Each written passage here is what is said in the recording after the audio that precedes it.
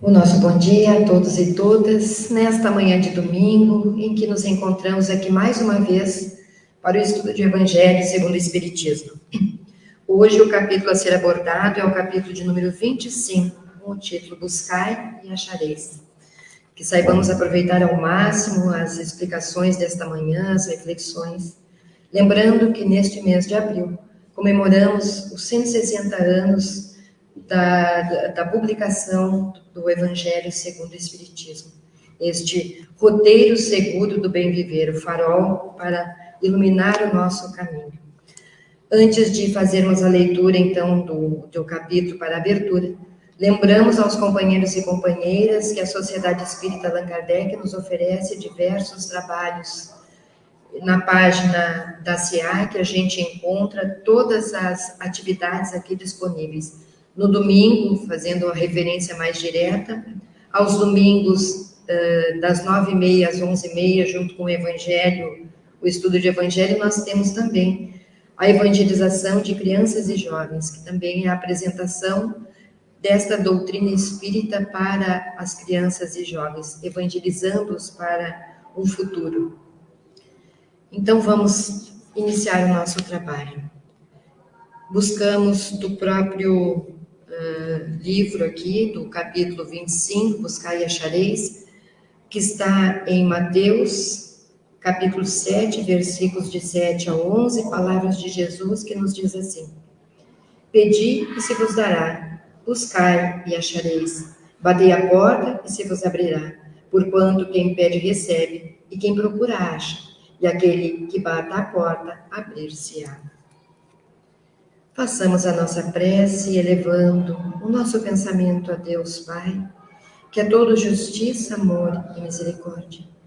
Agradecendo a esse Deus de bondade, primeiramente pela oportunidade da vida física, da reencarnação, como processo de aprendizagem e de crescimento, como espíritos imortais que somos.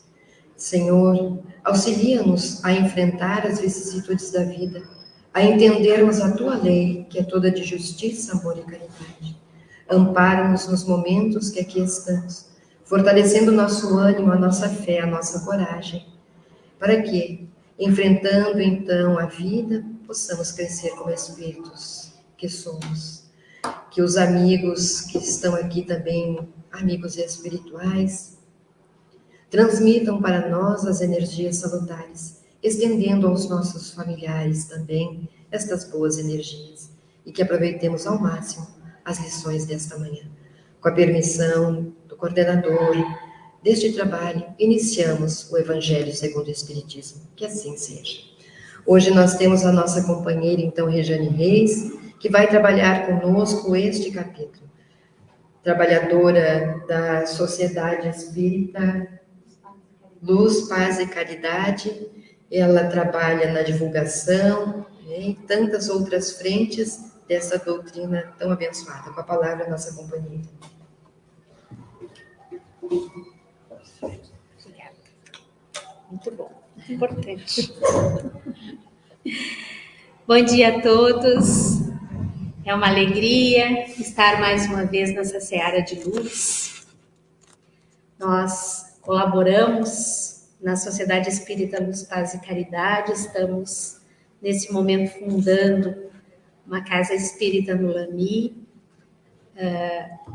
Estamos aí, lutando para divulgarmos a nossa doutrina de luz, essa doutrina que nos esclarece, que nos consola, que nos traz tanto alívio, um bálsamo aos nossos corações. E a Sociedade Espírita Allan Kardec tem um papel tão importante em tudo isso, né? É uma alegria tão grande quando uma casa tão preciosa, tão amada por todos nós como esta, está aí divulgando a doutrina. A gente percebe as criancinhas ali, logo cedo no domingo, chegando para a evangelização. Isso é tão importante, é tão precioso, é único. Então vamos ao nosso capítulo de hoje. E nós trouxemos aqui todas essas passagens que tem ali no início do nosso capítulo, o capítulo 25 diz respeito a essa passagem, ajuda-te a ti mesmo que o céu te ajudará. Observai os pássaros do céu, não vos afadigueis pela posse do ouro. E nós procuramos trazer cada uma delas, porque cada uma ela vem carregada, essas falas de Jesus vêm carregadas de grandes ensinamentos. Então consideramos importante trazer todas elas. A primeira é a que a nossa irmã acabou de ler, então vamos passar por ela. Na sequência, qual o homem dentre vós que dá uma pedra ao filho que lhe pede pão? Ou, se pedir um peixe, dar-lhe-á uma serpente? Ora, se sendo maus como sois, sabeis dar boas coisas aos vossos filhos, não é lógico que com mais forte razão vosso Pai que está nos céus dê os bens verdadeiros aos que vos pedirem? Do ponto de vista terreno, a máxima buscai e achareis é análoga a esta outra. Ajuda-te a ti mesmo que o céu te ajudará. É o princípio da lei do trabalho e, por conseguinte, da lei do progresso. Procura e acharás. Trabalha e produzirás. Dessa maneira serás filho das tuas obras. Terás delas o mérito e serás recompensado de acordo com o que haja feito.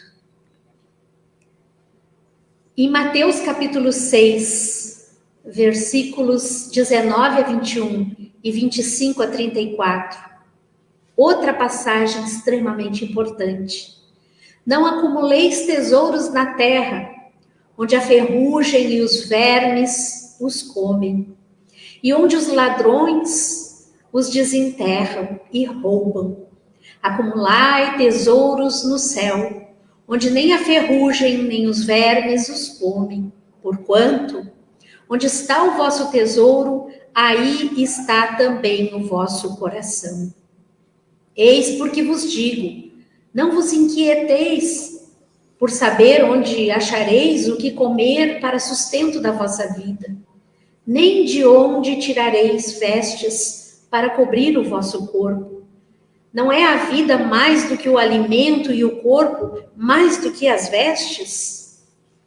Observai os pássaros do céu, não semeiam, não ceifam, nada guardam em celeiros, mas vosso Pai Celestial os alimenta. Não sois muito mais do que eles? E qual dentre vós o que pode com todos os seus esforços aumentar de um côvado a sua estatura? Porque também vos inquietais pelo vestuário? Observai como crescem os lírios dos campos. Não trabalham nem fiam. Entretanto, eu vos declaro que nem Salomão, em toda a sua glória, jamais se vestiu como um deles. Ora, se Deus tem o cuidado de vestir dessa maneira a erva dos campos, que existe hoje e amanhã será lançada na fornalha, quanto maior cuidado não terá em vos vestir, ó homens de pouca fé. Não vos inquieteis, pois, dizendo que comeremos, ou que beberemos, ou de que nos vestiremos, como fazem os pagãos, que andam à procura de todas essas coisas, porque vosso Pai sabe que tendes necessidades delas. Buscai primeiramente o reino de Deus e a sua justiça, que todas essas coisas vos serão dadas de acréscimo. Assim, pois, não vos ponhais inquietos pelo dia de amanhã, porquanto o amanhã cuidará de si. A cada dia basta o seu mal. As passagens deste capítulo nos levam à reflexão sobre a lei do trabalho, sobre a lei do progresso, sobre a providência divina e sua perfeita justiça. Ela nos remete à necessidade de refletirmos sobre essa inquietude que há dentro de cada um de nós. Sobre esse corre-corre, sobre essa loucura na qual vivemos, sempre angustiados pelo amanhã. Como se diz vulgarmente, sempre correndo atrás da máquina, esquecendo-nos do hoje, esquecendo-nos do aqui e do agora. Vivemos constantemente no futuro, sem o mesmo sabermos se esse futuro nos virá. O futuro daqui, da Terra, dessa encarnação. Como diz as palavras do Cristo amigo, como diz o nosso Evangelho em um dos seus capítulos, que a gente está preocupado em encher os celeiros, aquele homem que passava as noites acordado, preocupado onde colocar a sua colheita, sem saber ele que naquela mesma noite sua vida aqui na terra seria tirada dele. E ele ali angustiado e preocupado com o amanhã, nessa encarnação que não aconteceria, porque ele desencarnaria naquela noite. Obviamente, não podemos ficar constantemente preocupados com o nosso desencarne, porque daí não viveríamos. Mas, por outro lado, permanecermos constantemente preocupados com as coisas da vida material, angustiado e fazendo delas o foco da nossa existência, estaremos certamente perdendo tempo precioso de estarmos angariando esse reino de Deus dentro de nós, trabalhando esse melhoramento íntimo, essa transformação moral, esse crescimento espiritual, compreendendo que Deus a tudo provê, que nós não estamos sós, nem abandonados, nem descuidados por Ele, que é o Criador. No nosso livro, A Gênese, no capítulo 2, que tem como título Deus, falando da providência, nos diz: a providência é a solicitude de Deus para com as criaturas. Deus está por toda a parte e tudo vê, tudo preside, mesmo as menores coisas. É nisso que consiste a ação providencial. E nós, muitas vezes, pensamos que estamos esquecidos por Deus. Chegamos a pensar que Deus está negligenciando diante da nossa existência.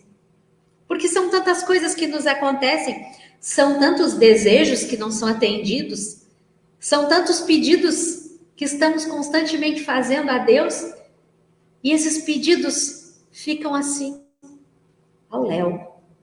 No entanto, como nos diz essa parte, das mínimas coisas, nas menores coisas, Deus lá está. E nós duvidamos, porque o nosso olhar é estreito, porque a nossa visão é limitada, porque Deus conhece o todo, porque Deus conhece-nos, foi Ele que nos criou. Ele sabe da nossa trajetória, Ele sabe das nossas necessidades, Ele sabe do que precisamos para evoluir e para crescer, e Ele providencia. Trouxemos aqui, para ilustrar essa fala, a história de Isabel de Aragão, com o nosso querido Chico Xavier. Isabel de Aragão, rainha de Portugal. Quando Chico tinha 17 anos de idade, ele estava em seu quarto à noite orando de joelhos, ao pé da sua cama. Viu seu quarto iluminar-se e uma senhora de admirável presença dirigiu-se a ele, falando em castelhano. Mesmo ignorando esse idioma, ele entendeu perfeitamente o que ela dizia. Francisco, E em nome de nosso Senhor Jesus Cristo, venho solicitar o seu auxílio em favor dos pobres. Nossos irmãos. Emocionado e em lágrimas, Chico lhe perguntou: Senhora, quem sois? Ela lhe respondeu: Você não se lembra agora de mim. No entanto, sou Isabel de Aragão. Chico não conhecia nenhuma senhora com este nome e estranhou o que ela lhe dizia. No entanto, uma força o continha, calando qualquer comentário, e perguntou então: Senhora, sou pobre e nada tenho para dar. Que auxílio poderei prestar aos mais pobres do que eu mesmo? Ela esclareceu com doçura: Você nos auxiliará a repartir pães com os necessitados. E Chico argumentou com pesar: Senhora, quase sempre não tenho pão para mim. Como poderei repartir pães com os outros? A senhora sorriu e esclareceu: Chegará o tempo em que você disporá de recursos. Você vai escrever para as nossas gentes peninsulares.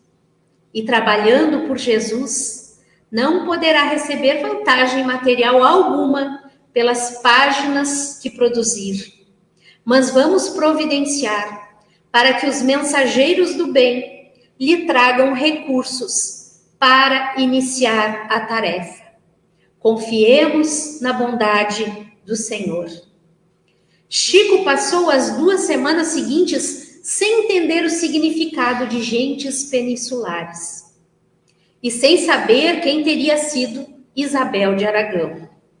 Uma noite, após suas preces, surge-lhe um espírito que se identificou como Fernão Mendes, dizendo que havia sido, no século XIV, confessor de Isabel, a Rainha Santa de Portugal, que vivera entre 1270 e 1336. Explicou-lhe o significado de gentes peninsulares, como sendo os habitantes da Península Europeia. Também lhe disse que, por recomendação dela, não lhe faltariam recursos para a distribuição de pães aos necessitados.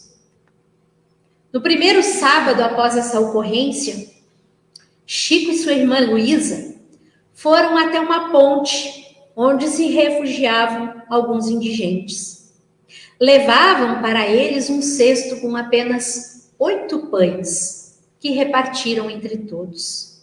Foi assim que ele iniciou essa tarefa em Pedro Leopoldo, em Minas Gerais, que durou de 1927 a 1958. Em janeiro de 1959, Chico mudou-se para Uberaba. Sua casa ficava vizinha de 3 núcleos de favelas. A distribuição de pães foi novamente retomada, atendendo aquelas comunidades carentes, todos os sábados, chegando a distribuir em torno de 1.500 pães por semana. Essa história foi extraída do livro Chico Xavier e Isabel, a Rainha Santa de Portugal. Autor Eduardo Monteiro, médium Walter Turini, pelo espírito Monsenhor Eusébio Sintra. Essa história do Chico Xavier é Chico Xavier, né? É Chico Xavier. Mas essa história pode ser pega para nós, podemos nos apropriarmos dessa história. Porque Chico, lá aos seus 17 anos de idade, e passando por necessidades, ele não conseguia alcançar o que ali estava sendo dito a ele. Ele não conseguia acreditar que poderia, dentro daquela situação, fazer algo de tamanha importância, levar o pão para quem tem fome. E nós sabemos hoje da grandeza da obra do Chico, que não foram 1.500 pães por semana apenas, mas foi um alimento muito maior que trouxe-nos.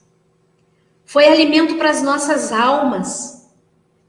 Porque além de saciar a fome de muitos, a fome física, a fome para o corpo físico, ele saciou a fome espiritual de muita gente, de todos nós, inclusive.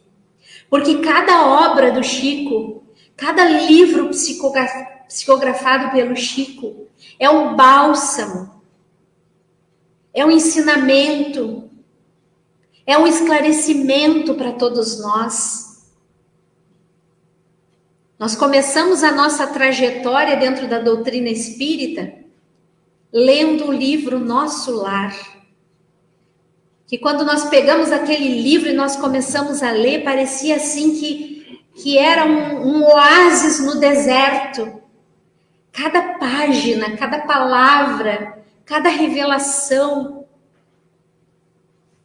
Que coisa maravilhosa, que alimento para a alma aquele livro, entre tantos outros.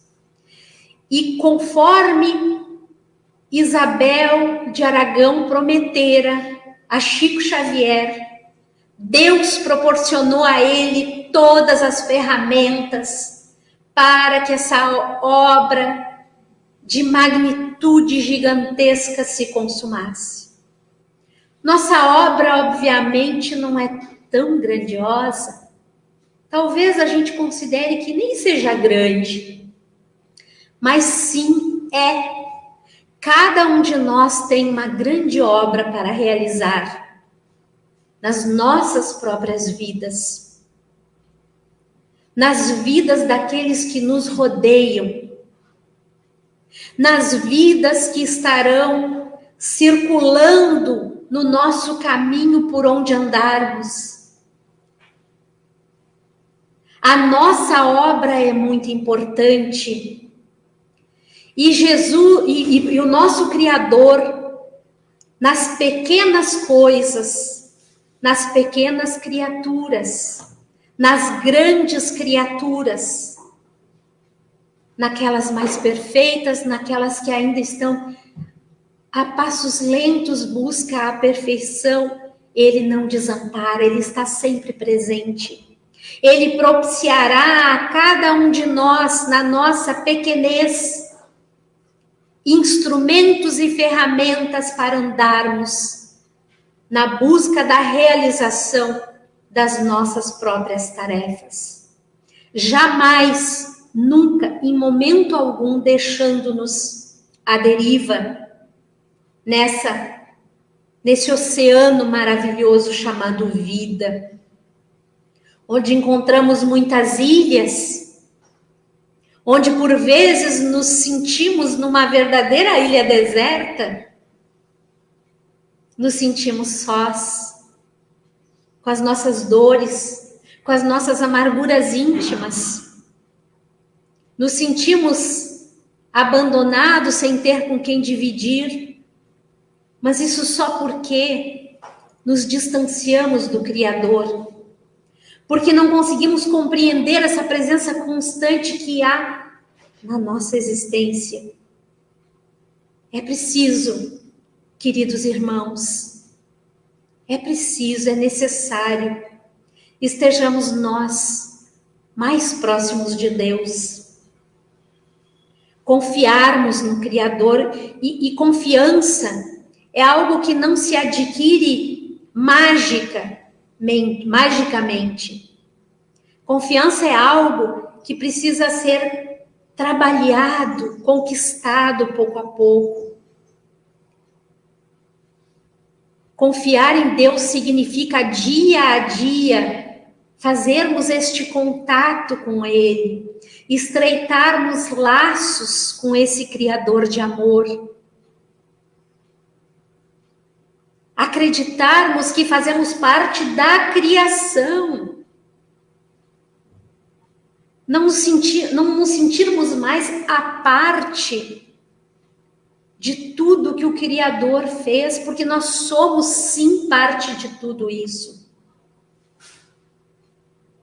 E precisamos nos sentirmos assim, porque se acontece esse estreitamento de laços, a confiança chega, e aí sim nós conseguiremos entregar as nossas vidas para Ele, porque o tudo que não nos acontece é porque existe uma resistência, não de Deus. Porque a resistência está aqui dentro de nós. Somos nós que resistimos, achando que sabemos tudo, que dominamos tudo, que temos a certeza das coisas. E nós estamos só engatinhando no processo do saber. Não sabemos nem mesmo de nós mesmos. Muitos de nós ainda não nos conhecemos. Ainda não tivemos coragem de nos enfrentarmos. Enfrentarmos-nos no bom sentido da palavra. Enfrentarmos-nos para descobrirmos quem efetivamente somos. E através dessas descobertas irmos buscando a construção desse reino de Deus em nós, porque o reino de Deus só se fará em nós a partir do momento que nós trabalharmos o nosso melhoramento íntimo, a nossa transformação moral, espiritual. Trouxemos aqui o Espírito Guaraci Paraná Vieira, através da psicografia do Divaldo Franco, do livro Perfis da Vida, onde o Espírito Guaraci nos diz que o esforço é lei da vida, e todos os seres sencientes, de uma forma ou de outra, não se podem furtar a sua inexorabilidade.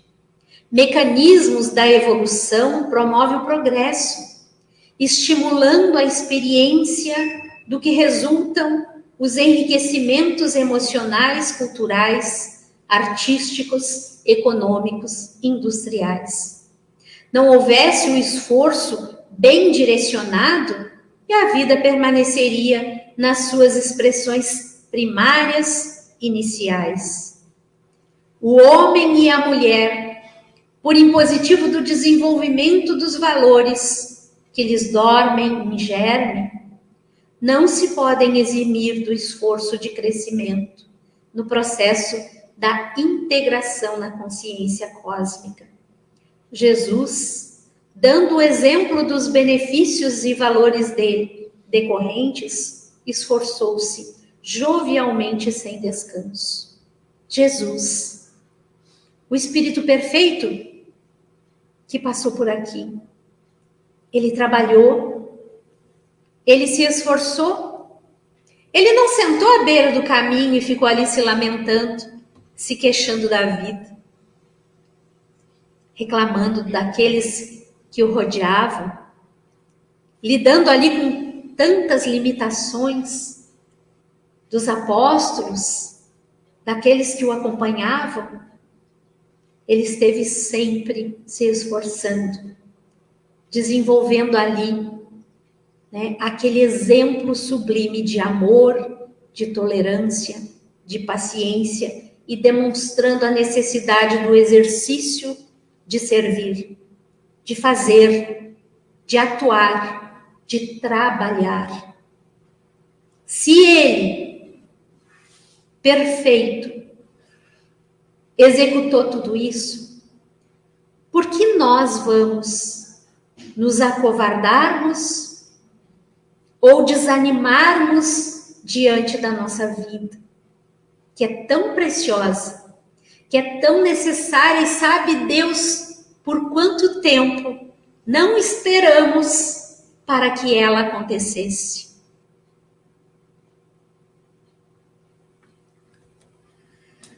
Emmanuel, através da psicografia do Chico, nos diz no livro Coragem: haja, pois, o que houver, ampliem-se obstáculos, agigantem-se problemas, intensifiquem-se lutas ou se agravem provações. Trabalha sempre no bem, podes conservar a certeza de que Deus te sustentará. Nós estamos vivendo momentos graves no nosso planeta, onde guerras estão acontecendo, onde os grandes líderes de inúmeros países estão se provocando constantemente. Tudo isso que está acontecendo no macro afeta-nos intimamente. Ficamos angustiados em saber da existência das armas nucleares, que diante de tantas insanidades poderia acontecer a qualquer momento. Tudo isso nos afeta intimamente. Mas precisamos buscar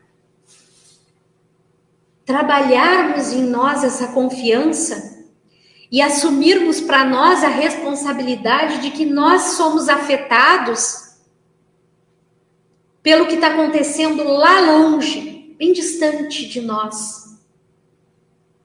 Mas que intimamente nós também afetamos o que está acontecendo. Porque o que está fora está dentro. Porque o que acontece no mundo, acontece no nosso mundo íntimo. E como que nós queremos, como que nós desejamos lidar com tudo isso? Qual é a nossa condição, a nossa capacidade de trabalhar todas essas questões? Tem uma metáfora que conta-nos que um príncipe invade um reino vizinho.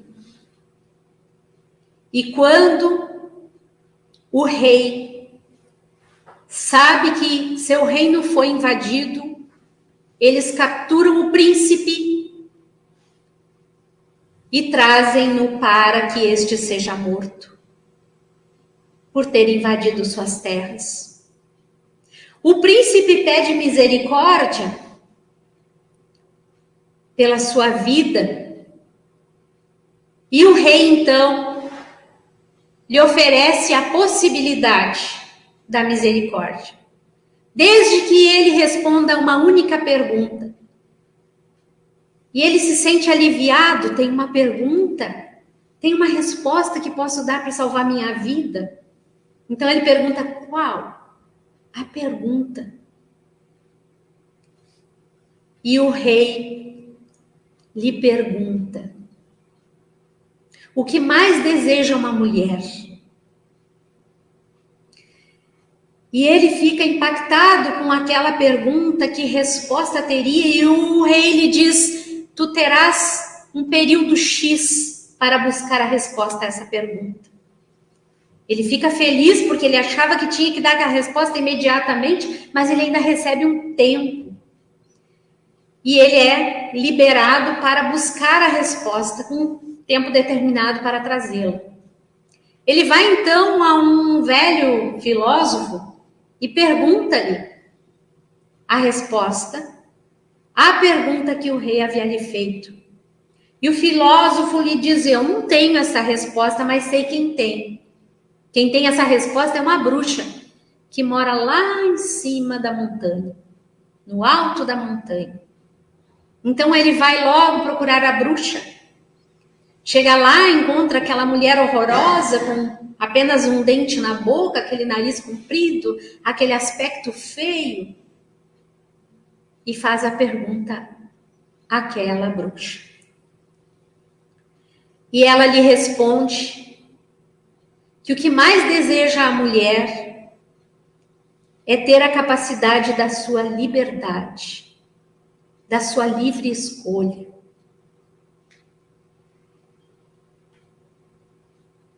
Ou melhor, antes de responder, ela diz a ele: eu só vou te responder, passou um pedaço da história aqui, direto. Ela faz uma exigência antes de lhe dar a resposta: você precisa se comprometer a casar-se comigo. E ele se apavora porque aquela bruxa é tão feia, mas é a vida dele que está em jogo. Então, ele aceita a proposta. E então ela traz essa resposta de que o que a mulher mais deseja é a liberdade. Ele vai imediatamente, leva a resposta para o rei, é absolvido da sua culpa, mas aí pesa ali aquela escolha, porque ele vai precisar casar-se com a bruxa. Mas ele tinha assumido um compromisso e volta à casa da bruxa. Chega lá, para a noite de núpcias, a bruxa entra para o banheiro e sai de dentro do banheiro uma bela e formosa mulher.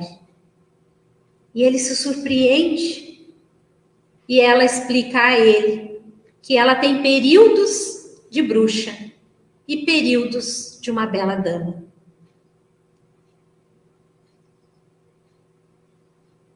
E então passa a noite, acordam-se logo muito tarde no dia seguinte, e ele acorda pela manhã e olha para o lado e vê aquela bela mulher e diz: mas você não tinha que virar bruxa agora? E ela diz que felizmente ele havia lhe dado a liberdade de escolha. E pela liberdade da escolha que ele havia lhe dado, ela tinha escolhido permanecer naquela condição de mulher e não de bruxa.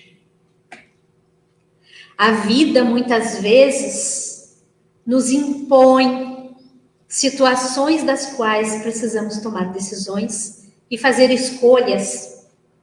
E as nossas escolhas aqui na nossa vida material normalmente são pautadas nas características exteriores.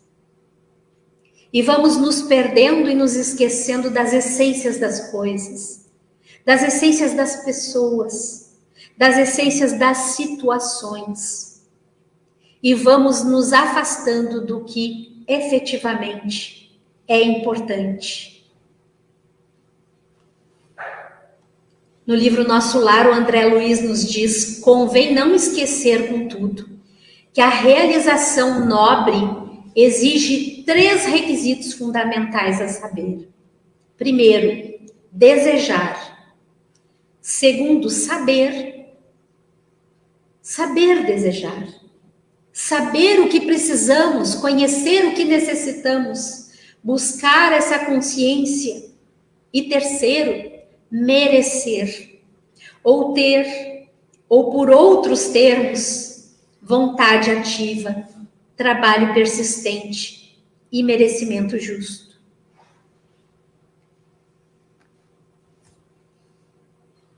Marco Pristo, pela psicografia do Divaldo, no livro Vida Feliz, nos diz: quem projeta o pensamento aos planos elevados do amor e da luz respira em psicosfera de harmonia. Quem o coloca nos desejos infrenes dos instintos primários padece ansiedade e insatisfação. Essa fala de Marco Pristo é muito importante para as nossas vidas. E trouxemos também uma história que está no capítulo 28 do livro Jesus no Lar, pelo Espírito Nélio Lúcio, psicografia do Chico, em que Bartolomeu,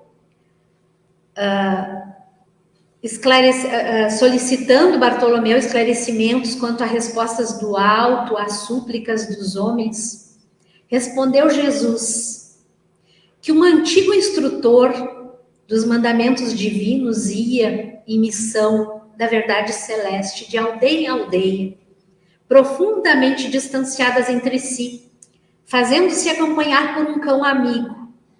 Quando anoiteceu, sem que lhe fosse possível prever o número de milhas que os separavam do destino, reparando que a solidão em plena natureza era medonha, ele orou implorando a proteção do Eterno Pai e seguiu. Noite fechada e sem luar, percebeu a existência de larga e confortadora cova, à margem da trilha em que avançava, e acariciando o animal que o seguia vigilante, dispôs-se a deitar-se e dormir. Começou a instalar-se pacientemente, mas uma espessa nuvem de moscas vorazes o atacou de chofre, obrigando-o a retomar o caminho. O ancião continuou a sua jornada quando se lhe deparou com um volumoso riacho num trecho em que a estrada se bifurcava.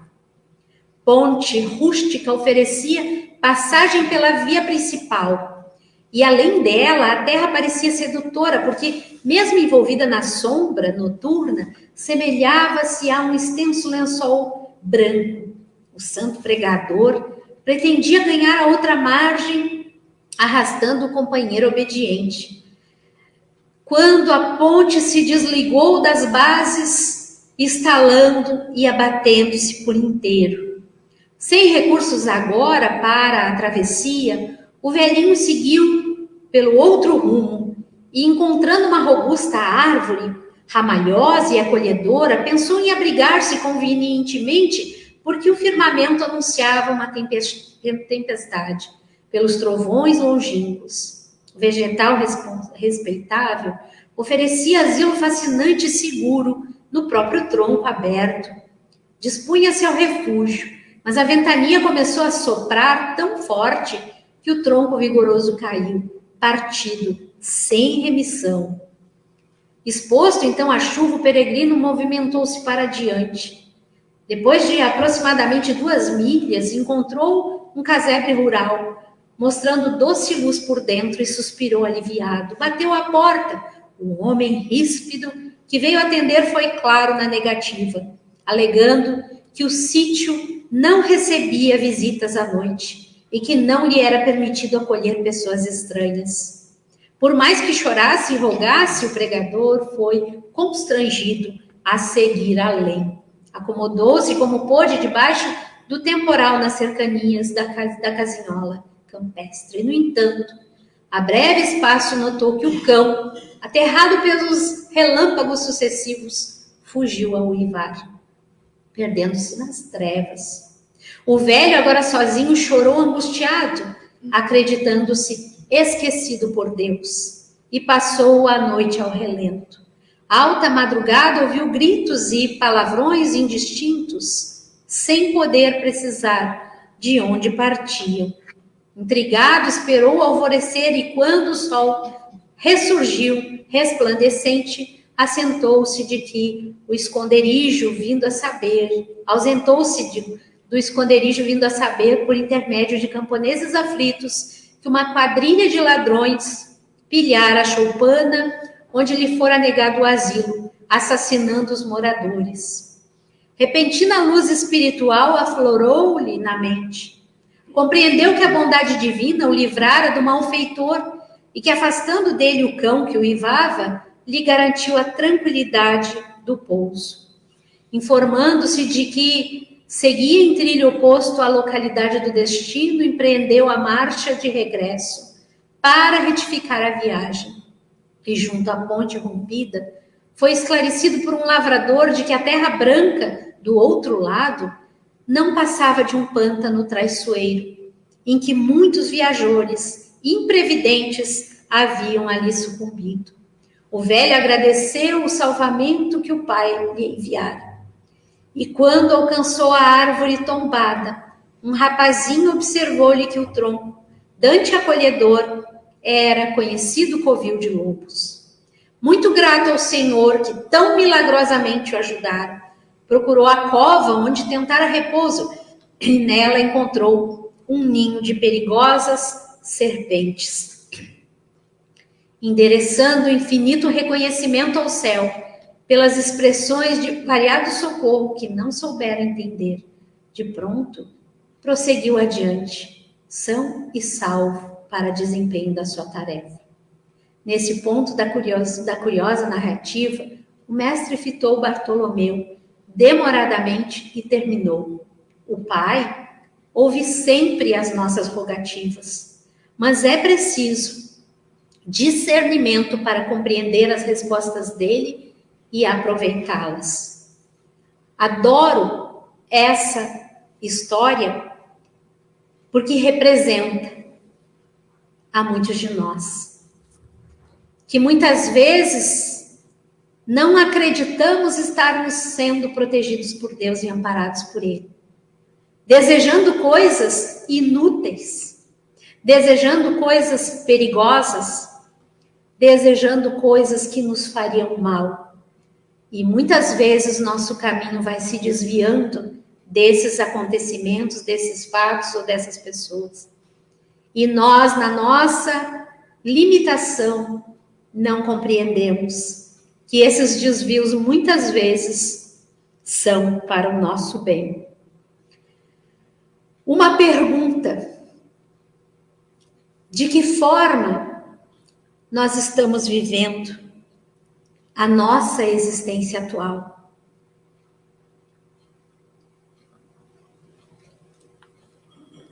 Como nós estamos vivendo as oportunidades que Deus nos dá nos dias de hoje?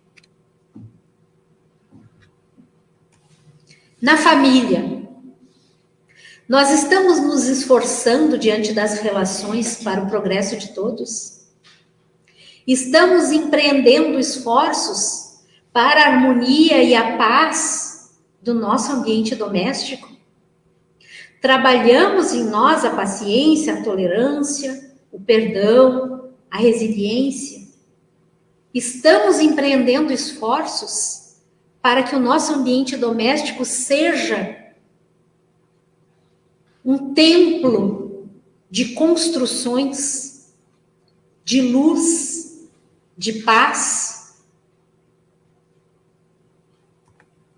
No trabalho, nós procuramos desenvolver a empatia?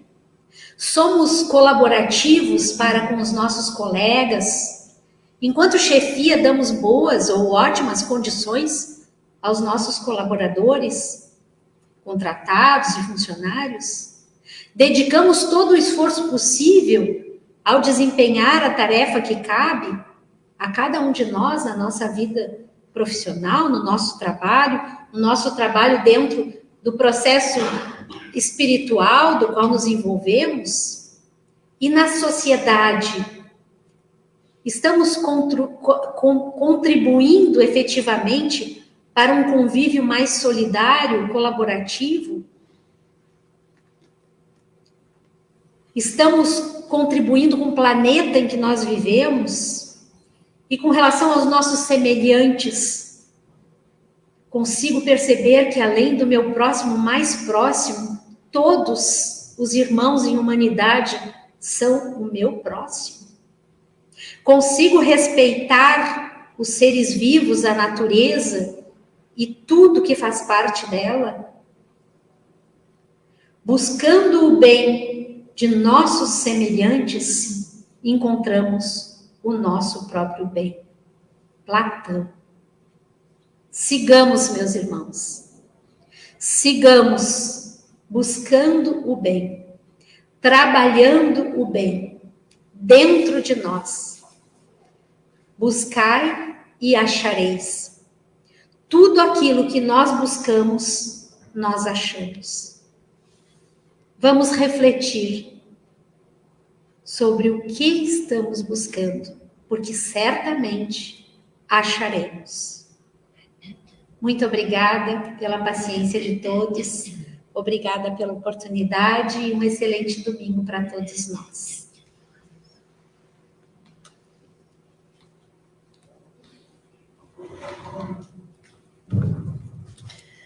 O nosso profundo agradecimento a Rejane Reis pela palestra, pelas reflexões desta manhã, e também o nosso agradecimento ao José Daniel, que se disponibilizou para a transmissão desta palestra.